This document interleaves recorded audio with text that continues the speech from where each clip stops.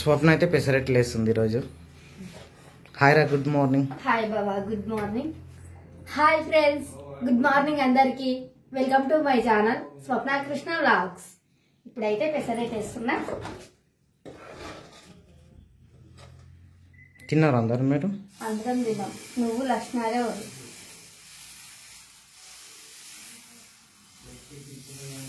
అందరు తినేసారు. నా కోసం చివరికి వేస్తుంది. ఇప్పుడు నాకు చిన్న తమ్ముడికి ఇద్దరికి మాత్రమే మిగిలిపోయింది పిండి. అందరు తినేసారు ఇల్లు. చాయ్ పెట్టినావు? అసలు చాయ్ కూడా ఇవ్వలేవు ఈరోజు. మరి నువ్వు ఆడ కొత్తింటి దగ్గర ఉన్నావు కదా. పెసరట్టు తిన్న తర్వాత తాగుతా పట్టు చాయ్.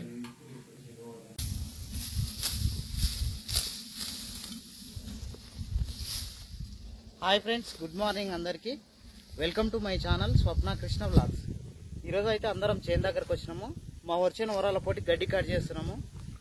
ఎందుకంటే చేనులో వాటర్ ఉన్నది లేదో తెలుస్తలేదు. గడ్డి చాలా ఉంది వరాల పోటీ కాబట్టి చేనులో వాటర్ ఉన్నది లేదో తెలుస్తలేదు. ఇంకోటి మేము వరాల పోటీ నడుచుకుంటూ వాటర్ చూడడానికి వెళ్ళడానికి కూడా ఇబ్బంది అవుతుంది. గడ్డి చాలా ఉంది కాబట్టి అందుకోసం మనం ఈరోజు గడ్డి కట్ చేస్తున్నాము. నిన్న మొన్న కొత్తింటి దగ్గర వర్క్ చేసినాము. చేనుకు సరిగా రాలేము. ఇంకా ఈరోజు కొత్తింటి దగ్గర వర్క్ కూడా లేదు. చేను దగ్గరికి అయితే వచ్చినాం. అందరం గడ్డి కట్ చేస్తున్నాం. నేను, స్వప్న, విజయ, నాయన నలుగురం అయితే గడ్డి కట్ చేస్తున్నాం.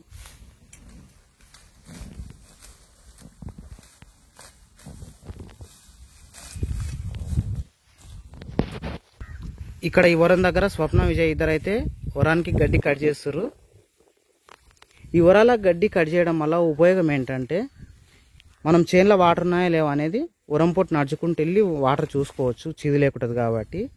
తర్వాత ఈ గడ్డి తీయడం వల్ల ఎలుకలు కూడా అంత ఉత్పత్తి కావన్నట్టు. ఈ గడ్డి తీయకపోతే ఎలుకలు చాలా ఏమవుతుందంటే ఈ మడిలో ఉండే వాటర్ను ఓల్తో రంధ్రాలు పెడతాయి అన్నట్టు. ఈ మడిల నుంచి ఈ మడిల వరకు రంధ్రాలు పెడతాయి ఎలుకలు చాలా ఉండడం వల్ల. రంధ్రాలు పెట్టి దీంట్లో ఉండాల్సిన వాటర్ ఉండకుండా కింది మడిలో కోలు పెట్టడం వల్ల దీంట్లో ఉన్న వాటర్ మొత్తం దీనికి వెళ్ళిపోతాయి. అట్లా మనకు ఇబ్బంది కలిగిస్తాయి. మళ్ళీ ఇంకోటి ఎలుకలు చాలా కావడం వల్ల చేను కూడా కట్ చేస్తాయి. మొత్తం చేను దాంట్లో మొత్తం కట్ చేస్తాయి. అట్లా మనకు ఉరాల మీద ఉన్న గడ్డి వల్ల చేనులో వాటర్ చూసుకోనికి రాదు, చేనుకి ఏమైనా రంధ్రాలు పడ్డాయో చూసుకోనికి రాదు, చేను ఏమన్నా ఎలుకలు కొడుతున్నాయో కూడా చూసుకోనికి రాదు. అందుకోసమని ఉరాల పైన ఉన్న గడ్డి కట్ చేసుకుంటే మనకు చాలా లాభాలు ఉంటాయి. ఎలుకలు ఉత్పత్తి కావు, వాటర్ చెక్ చేసుకోవచ్చు, చేను ఏమన్నా మంచిగుందా చెడ్డగుందా కూడా చెక్ చేసుకోవచ్చు, ఎప్పటికప్పుడు చూసుకోవచ్చు. మళ్ళీ ఒరంగుడంగా గట్టిగా స్టాండర్డ్గా ఉంటుంది. ఇది గడ్డి ఉండడం వల్ల ఎలుకలు ఎక్కువ ఒరంగుడంగా అక్కడక్కడ హోల్స్ పెట్టి ఒరంగుడంగా పడిపోతుంటాయి. ఎప్పుడైనా సరే ఒరాల పైన గడ్డి అంతా కట్ చేసుకోవాలి.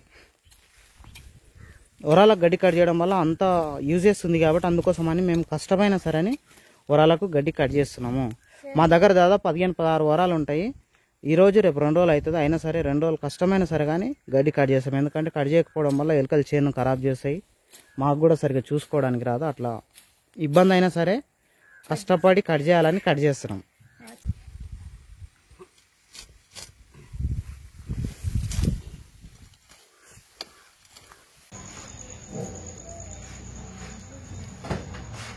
స్వప్న అయితే జొన్న రొట్టెలు చేస్తుంది.